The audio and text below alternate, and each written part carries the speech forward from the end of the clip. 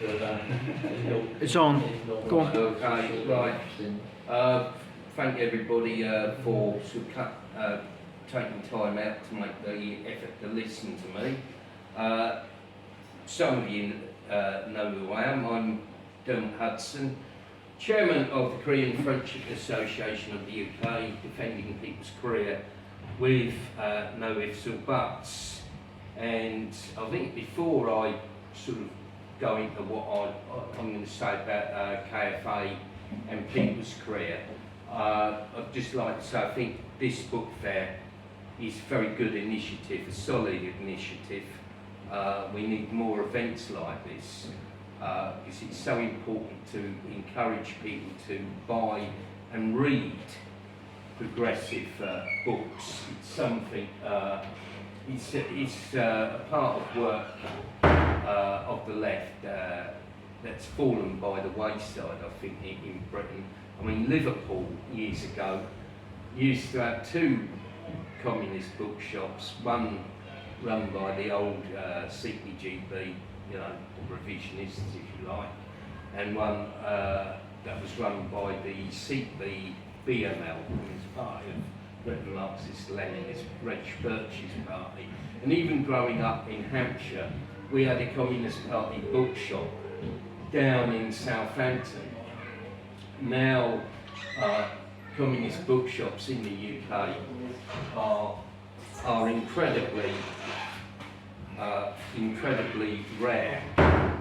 You know, some you don't find.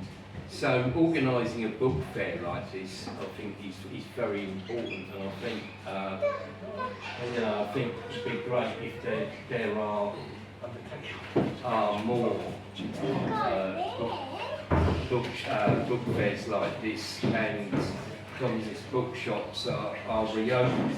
Anyway, on to the reason why I'm here today. So I'm from the Korean Friendship Association of the UK, defending people's career with no ifs or buts, and we've got a stall upstairs with plenty of books which explain the reality of people's career. KFA was founded in Spain back in 2000. We're celebrating the 25th anniversary of KFA this year. We're going to have a big international meeting in Granada, Spain in November to mark that anniversary. And we've got branches in many countries as well, including the US itself, you know, the metropolis of world reaction. We've got very active branches in Spain and Germany and Italy, and of course even in the UK we are trying to do our bit very modestly to defend people's career with no ifs or buts. And I'll say a little bit more about KFA later in the speech. You know, I intend not to speak for too long and not to be too stiff or formal. So, I mean, people's career is a genuine socialist country. It's defending socialism and anti-imperialism.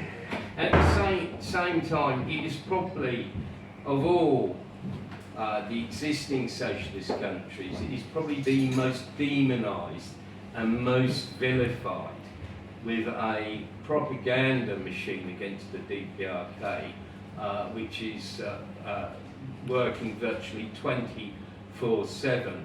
And you see some of the most ridiculous stories spread about the DPRK, and some of those stories, they combine anti-communism with racism, with Orientalism. Try to portray DPRK as some very, very way out of place, and very mysterious, and literally no stone is left unturned in the efforts to smear and demonise the DPRK. And in recent months, there's been quite an interesting development. Part of the imperialists' plank, your campaign against the DPRK, one of the central planks in it, was the human rights issue. And of course, as someone once said to me a long time ago, human rights is like a political and ideological football. If you can kick it very hard into an opponent's goal, you score a goal against them. You know, if you can smear an opponent, a country or a party or a movement as a human rights abuser, you've actually won a point against them. And very recently, we saw a change of administration in the US, and suddenly some of these so-called NGOs dealing with, allegedly dealing with human rights in the DPRK, who carry out massive propaganda campaigns against the DPRK, suddenly they've been crying. Why? Because they have no money. Why do they have no money? Because Trump and Musk have cut, or in fact, totally got rid of the funding for these organisations. You know, the so-called National Endowment for Democracy, which I'm sure will get mentioned maybe later today, that was supposedly a non-governmental organisation, but it was really totally funded by the US government. It was set up under Reagan. In fact, carries a picture of Reagan on the website.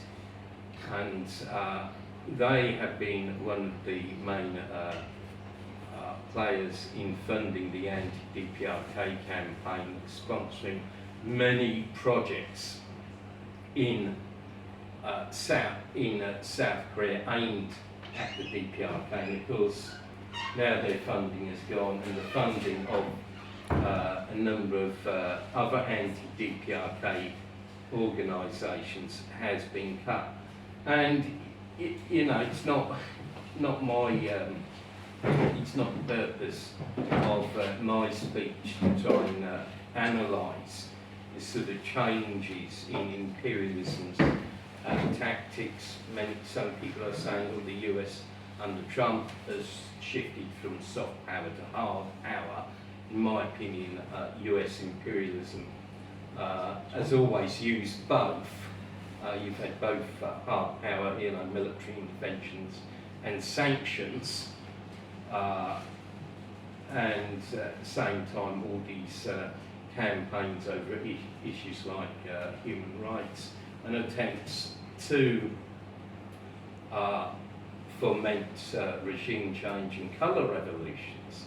But you know, it's not my business to sort of try and analyse what is going on behind the closed doors of US imperialism. I mean, my guess is that the Yanks are running out of money. You know, they've got one of the biggest budget deficits in the world. So, you know, it's simply a financial measure. And, you know, probably at some point, US imperialism's regime change program will start receiving funding from the US government again. In fact, Radio Free Asia, the propaganda station, which targets the DPRK, not just the DPRK, but Vietnam and China and a number of other countries, that originally had its funding wiped out by Musk, but a judge reversed that decision. So the US deep state can reverse these decisions. They're not absolute decisions. And of course, the DPRK itself has been on the receiving end of both, so-called soft power of the US, but hard power of the US. You know, constantly from when it was founded back in 1948, Korea was liberated from Japanese imperialist rule. In August 1945, and the Democratic People's Republic of Korea was established on September 9th, 1948. And within 2 years, the US imperialists provoked a war on the 25th of June 1950, and the South Korean public forces crossed the 38th parallel and started the war. And of course, history books don't tell you that. You know, in British schools, history books will tell you the opposite. You know, and that is just one example of the propaganda and misinformation against the DPRK that we, in the Korean Friendship Association UK, must counter, and that we exist to counter. But during the Korean War, or Fatherland Liberation War, as it's known as in the DPRK, the US carried out mass bombings, saturation bombings. Pyongyang was totally flattened. Only 3 buildings were left standing in Pyongyang. And the US also carried out massacres of people, such as at Sinchon-ri, which I visited several times because it's now an anti-US museum. The DPRK carries out very strong anti-imperialist education. It's, you know, some people might disagree or quibble. It's probably the most anti-US country in the world, and where you've got systematic anti-US education. And at Sinchon-ri, the scene of a massacre by the US forces in October 1950, where in a short period of time, 35,383 people were murdered by the US, including young children, including babies. They were murdered by the US. And that is now like both a memorial and anti-US education centre. But that is just to illustrate, you know, this I think it's an awful term, hard power of the US, what it really means in reality, and what the Korean people had to face. And also they faced sanctions by the US for a very long time, you know, going right back to the 1940s. And, you know, I've had people say to me when I've pointed out there's sanctions against the DPRK, oh, but this is because of the nuclear weapons they have. But the DPRK didn't carry out its first nuclear test until 2006. The sanctions against the DPRK existed from the late 40s. So the sanctions aren't really against, about nuclear weapons. They are regime change sanctions. They are sanctions because the DPRK is a socialist country. And recently, I think people's attention has been focused on the conflict between India and Pakistan, which is something I don't understand, you know, don't take sides on. But, you know, both these countries have nuclear weapons, and they developed the nuclear weapons without the hullabaloo that the DPRK faced for developing nuclear weapons. They didn't face massive sanctions, continued votes in the UN Security Council. They were allowed to develop nuclear weapons. And why is that? Neither India or Pakistan is a socialist country. And I think both, to greater or lesser extent, have good ties with the US. You know, particularly India in recent years has shifted from non-alignment that it was famous for in the 70s towards a very close relationship with the US. And that's the, you know, this illustrates and exemplifies why the DPRK has had sanctions imposed on it. And these sanctions are quite extreme. They have not only been imposed by the US and the EU and Japan and UK, but through the UN Security Council, which in 2016, 2017 imposed very severe sanctions on the DPRK. They're not meant to export seafood or coal or textiles. Banning the country from exporting seafood. When I was in the DPRK, someone bought a fish snack and took it back home with him, and he sort of wondered, had he broken the UN sanctions against the DPRK? So this is the threats that People's Korea faces, and I should also mention that in South Korea there are 30,000 US troops in South Korea, and they've been, they've occupied South Korea, unfortunately, for nearly 80 years. In September this year, it will be 80 years since the Yankees landed in South Korea and took over South Korea. And it wasn't about democracy. Don't believe that. One of the first things they did when they landed in South Korea was to ban the People's Committees, dissolve the People's Committees that had been set up in both parts of Korea, and to ban the Communist Party. That shows you the real nature of US imperialism. Totally reactionary and actually supporting fascism rather than being against it. And of course, we obviously can see this in Ukraine as well. And the US has also brought nuclear weapons, nuclear assets into South Korea. They've done that this year. You've had US nuclear bombers in South Korea. So the threat against the DPRK is very real, and it's obviously very understandable that the DPRK should develop its own nuclear deterrent.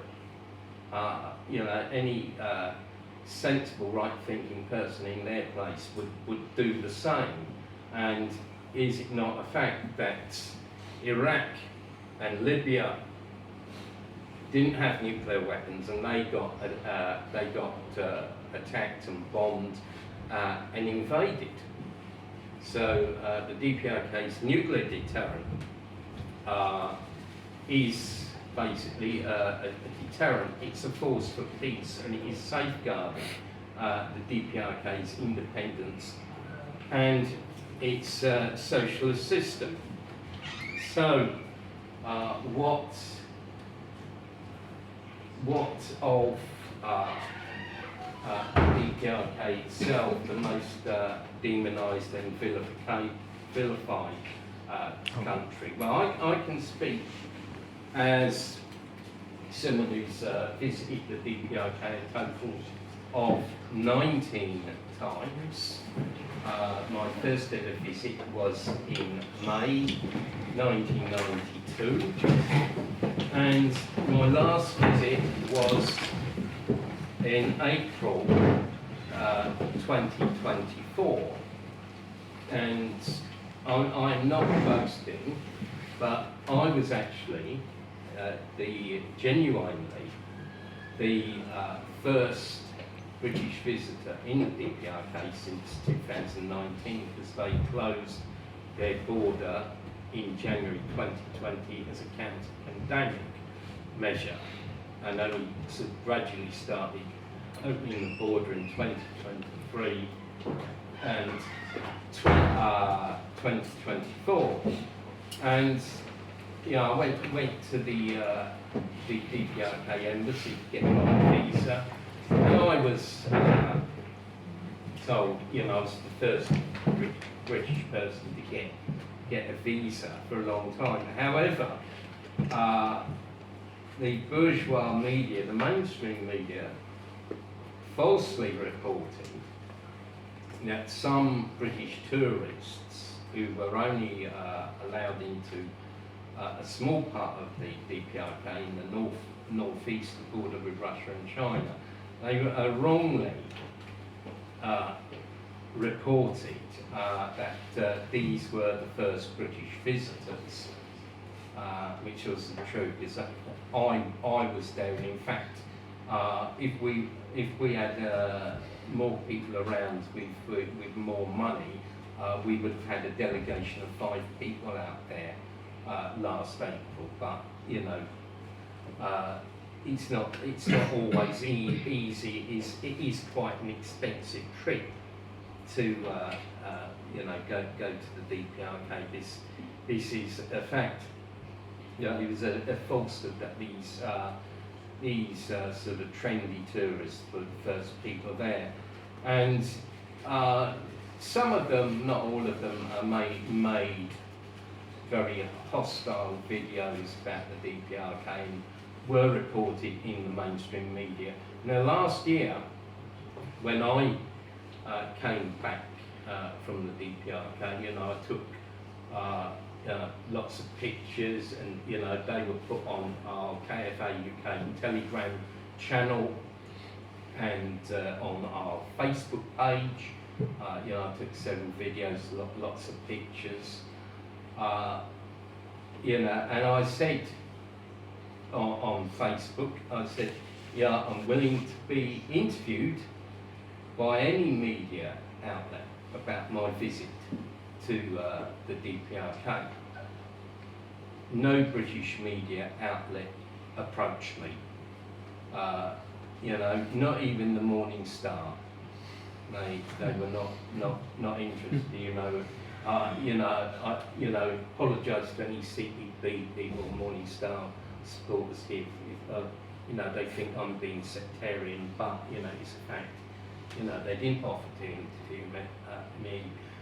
The only interviews I got were with the Minsk Pravda, who sort of, you know, gave a very exhaustive online interview, and sort of they published it with a Japanese journalist from a Japanese news agency, and I was also given a long telephone interview with an ethnic Korean journalist from the Wall Street Journal. He gave me a very long interview, never published it.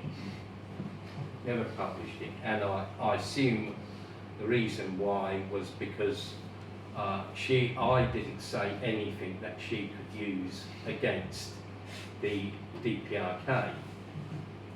You know, it's as simple as that. And I say now, they are sort of using very, very mendacious and malicious reports from some of these, I think, what are probably very wealthy tourists, you know, who, because they're very privileged position in life, would not see the advantages of socialism.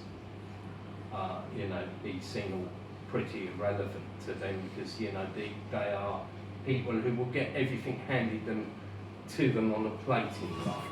You know, never have to sprint or save for anything.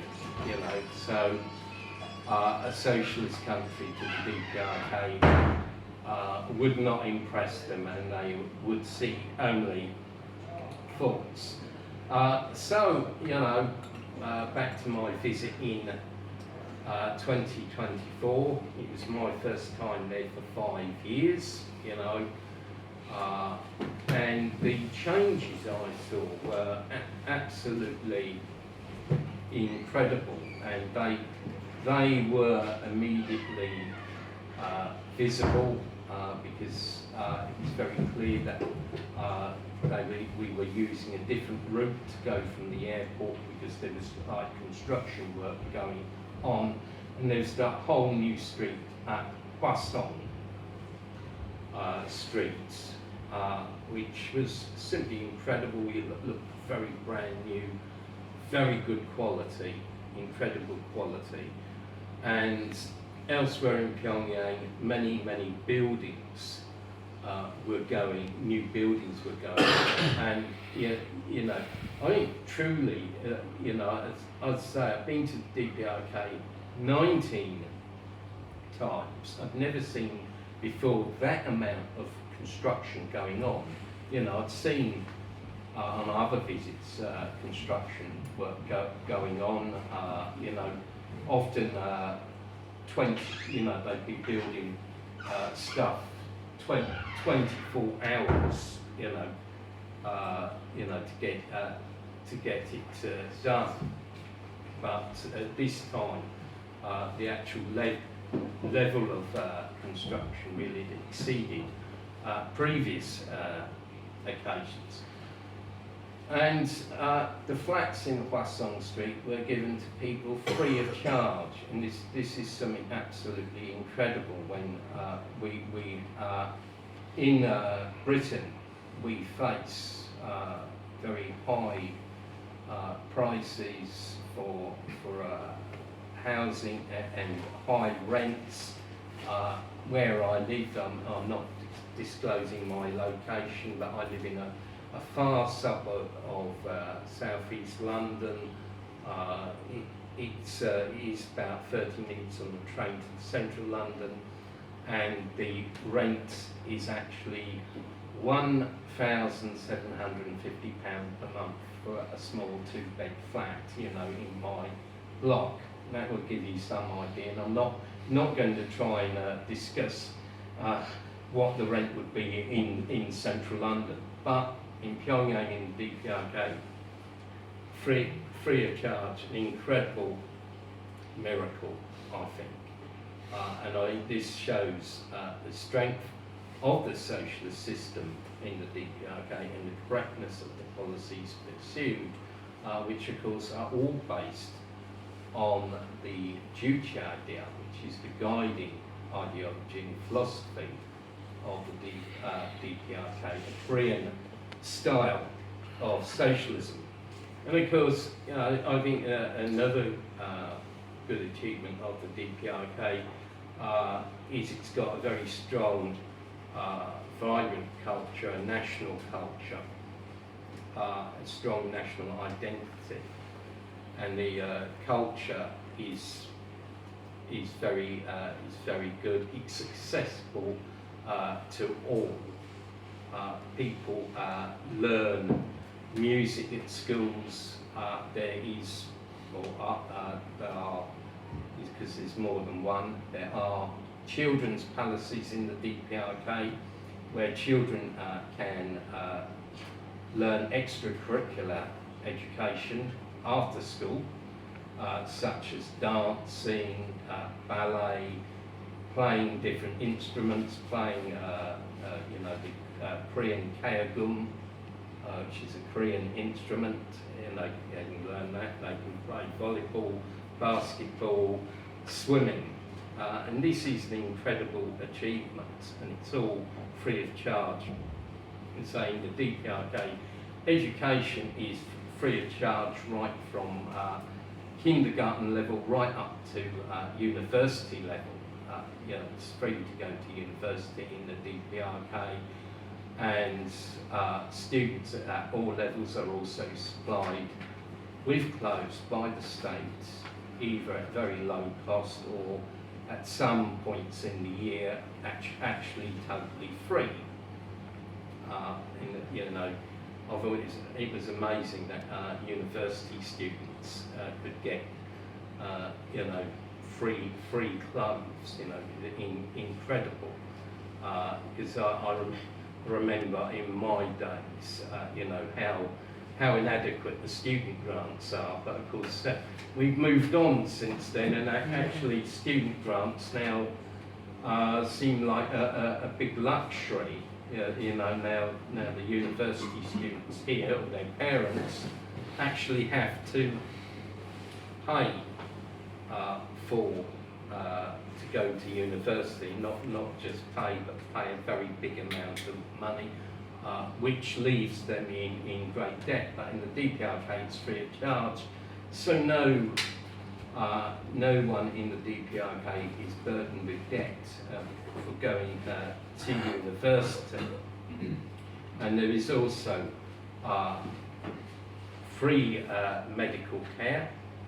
There is universal free medical care, which was actually introduced in 1953, 1st of January 1953, actually during the war. And even before that, there was an insurance-based healthcare system which started in 1947, so it actually started 1 year before the British NHS. And the DPRK has built many hospitals, very, very impressive. They will be opening a new general hospital in Pyongyang on the anniversary of the foundation of the Workers' Party of Korea. Because this year we'll also see the 80th anniversary of the foundation of the Workers' Party of Korea, the leading party in People's Korea. And in the DPRK they have a large number of hospitals and doctors. I should have written down the figure, but it is actually a higher number of doctors per thousand of the population than Britain, and also a higher number of hospital beds than Britain. So those are some of the things that People's Korea has achieved under very difficult conditions. You know, the devastation caused by the war in the 1950s, and also almost continuous sanctions by the US, which have been greatly intensified within the last 9 years. And People's Korea it's upholding socialism. It didn't give in. It didn't collapse when the other socialist countries like the USSR collapsed. It didn't reform and open up. You know, it's proudly flying the red flag of socialism. And it takes a very anti-imperialist stand, as I mentioned earlier. It's carrying out strong education amongst its own people against US imperialism, but also supporting anti-imperialist movements worldwide. In terms of international solidarity, I would say they've actually punched above their weight. And recently, it was confirmed by both sides, by the Russian Federation and by the DPRK itself, that some small number of DPRK troops had assisted in the defense of the Kursk region in Russia and in its liberation from the Ukrainian fascist invaders. In the past, the DPRK gave a lot of assistance to other countries. It is a little known fact that in the 40s, when you had the Chinese Civil War, before the Chinese Communist Party came to power, they actually used the DPRK as their rear base, and President Kim Il-sung actually sent some of his best fighters, former guerrilla commanders, to assist the People's Liberation Army in its war against the KMT.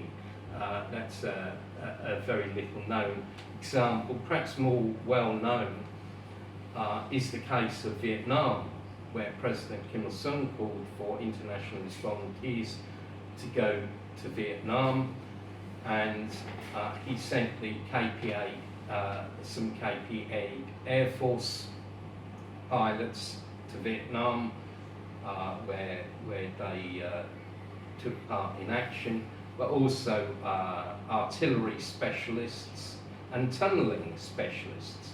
Because people don't realise it was the DPRK who first developed tunnel warfare during the Korean War. They were actually the experts in tunnel warfare, and they passed on that expertise to the Vietnamese, who turned it to very good account.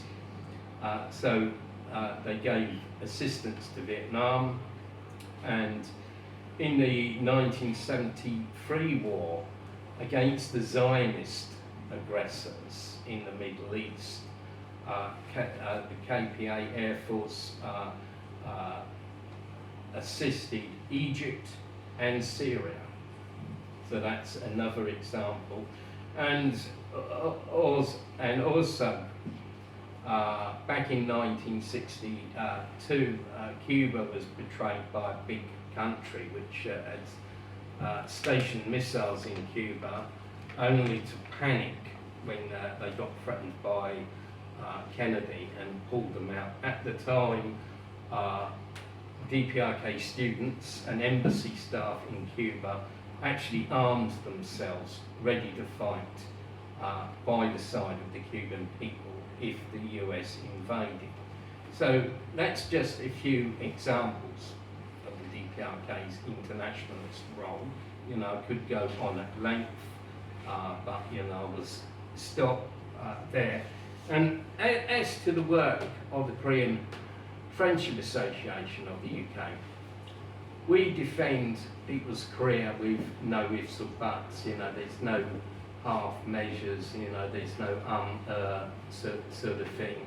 We're defending people's Korea with no ifs or buts. We're part of the International Friendship, the International Korean Friendship Association, with 17,000 members throughout the world in branches in many different countries. And in the UK, we do a lot of online work. We're on Twitter, we're on Facebook, but I mean, we did get the original Facebook page deleted by Facebook because they do not believe in free speech. So we had the original page deleted, but we started another one. We're on WhatsApp, we're on vk.com. Telegram, that's a very important medium for us. You know, check out our Telegram channel.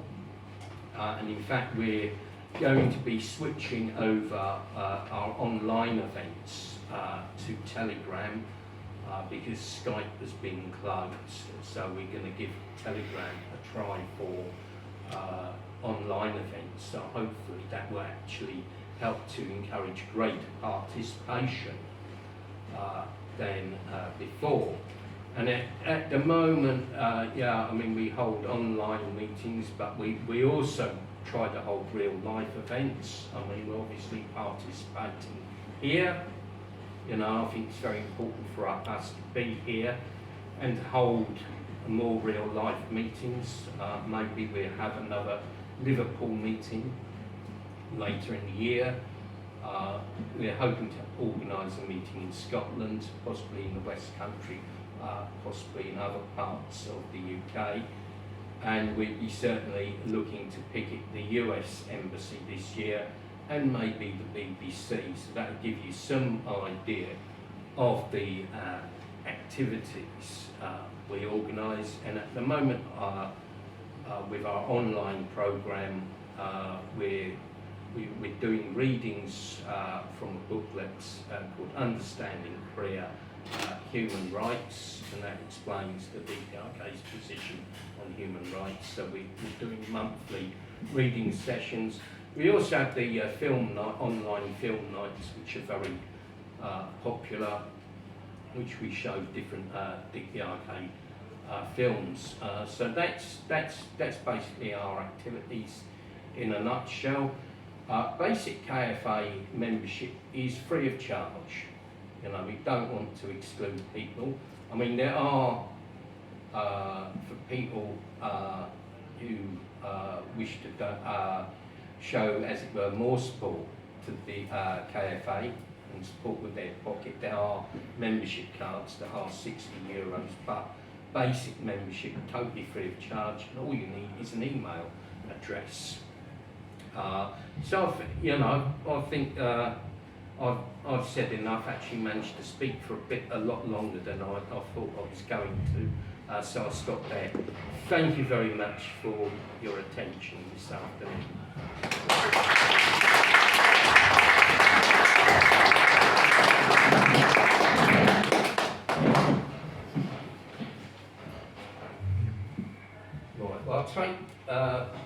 questions, because I think there's another speaker at 1 o'clock. Yeah.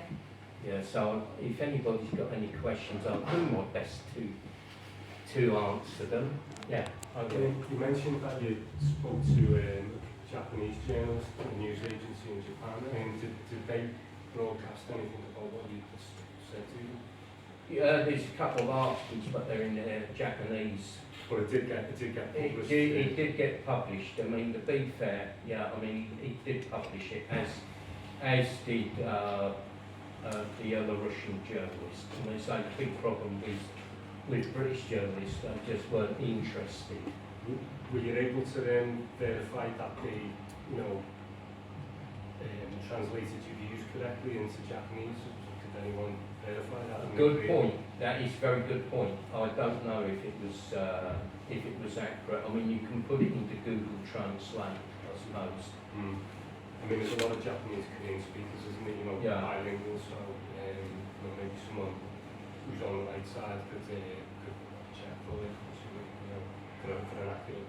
Yeah, that's a very good point. Yeah. You talked about lots of building and development going on, and with the sanctions and everything else, who has supported the DPRK in providing them with some of the materials that they might need? Well, because the policy of self-reliance, I mean, virtually all the materials come from the DPRK. So, I mean, that was a mistake of the imperialists, that they didn't realise that the DPRK has in fact lived under sanctions for many years. And so, I think in terms of building materials, they all come from the DPRK. I mean, some items will need to be imported, and I think those will probably come from Russia or China, maybe one or two other countries. But what's fortunate, one good thing was a break was made in the front of the sanctions, because originally, this might offend some people, but it's a hard fact that Russia and China did actually vote for the sanctions in the UN Security Council. Subsequently, I think they both regretted it, and Russia withdrew from the UN panel for monitoring and implementing sanctions. They actually withdrew from that, and that actually basically ruined it, because that body then collapsed. So there was no UN body overseeing the implementation of the sanctions, and the US was very angry about it, and they've tried to start up another sanctions mechanism. So as a breach was made in those sanctions, which I think is very significant. Yeah. In respect to South Korea,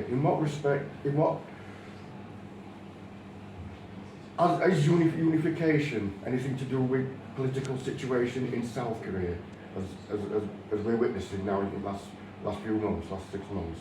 Is unification an underlying cause of political crisis in South Korea, or does it register to the north? Has it registered to the north? Well, I mean, that's a bit of a big question, because the DPRK itself shifted its position on reunification in December 2023, because for years they had the slogan "Korea is one," and they strongly pushed for reunification, and also for peaceful reunification of the South, and held a number of summits with South Korea. Including even in 2018, 3 inter-Korean summits in quick succession. The DPRK's conclusion was that this policy was going nowhere in trying to seek peaceful reunification with the South, particularly through talks, intergovernment agreements, so they abandoned the policy. South Korea has now been declared as the #1 enemy of the DPRK. They regard it as an enemy state. With regard to the crisis in South Korea, which is really the second part of your question, South Korean puppet regime is really very unstable because it is a puppet regime without the support of its people and without any self-reliance. It's totally dependent on the US. And I think what you had in December, a situation where was a fascist regime led by a very corrupt individual, and it looked like he was going to get investigated for corruption. So he tried to declare martial law, carry out a coup, basically to hold on to power and sort of suppress any proceedings against himself and remain in power. And I think he thought the US would be behind him. Instead, the US announced on the night that they had not been consulted, they knew nothing about this, and as if by magic, he cancelled martial law. Well, I think it's obvious why he cancelled martial law, because it wasn't supported by the US, and in fact the US threw him under a bus, basically, as they've done with other South Korean puppet rulers. As I was explaining to someone at the stall, one South Korean puppet ruler, Park Jin-hee, actually got shot through the head by his own security chief because the US decided he was a liability and an embarrassment to them. So they got rid of him, and again, Syngman Rhee, the original puppet dictator, he ended up getting chased out of South Korea by a popular uprising. He had to live the rest of his life in Hawaii. This is what happens in South Korea when puppets become discredited. They are discarded by the US like used toilet paper, basically. And of course, I think you can see this in other countries in the world. There's rumblings about the cocaine clown in Ukraine, that he may well get replaced. So, I mean, this is the reality of puppet regime rule. Sorry, it's just something. I came to a meeting here a few months back. Yeah. And I thought people would probably be interested. You were telling us about there's no tax in Korea, and also you said you went back to a shop 5 years after the previous one, and the prices were exactly the same. That's right. They was the same. Yeah. Absolutely, they've got a price freeze there, where the government can allow prices to go. That's right, under the State Price Commission. Sounds like a paradise. I want to go there. I want to live here. I want to emigrate. Yeah, sorry, that. I had a thought reading an article on Korea. The Soviet Union gave up support in 1953, reconstructing Pyongyang after it was flattened. Presumably that was under Khrushchev after 1953. Prior to 1950, and when the Koreans were under attack in 1950, it was the Chinese that went and defended the fort, not the Soviet Union. So it sort of raises questions that have been in my mind as well as origins of this Soviet revisionism comes from. Because Khrushchev had also defended the worker state, Hungarian worker state in 1956, defended Vietnam, and he's presented as being some sort of counter-revolutionary capitalist roader who starts the revisionism. The fact that the Soviet Union hadn't, it was the Chinese that went in, not the Soviet Union, raises further questions under Stalin of where this revisionist perspective actually comes from and the origins of Stalinism. Okay, well, I think that's it's an interesting question. So I think it's a little bit outside my remit.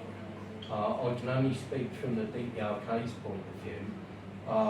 But I mean, first of all, on the question of aid,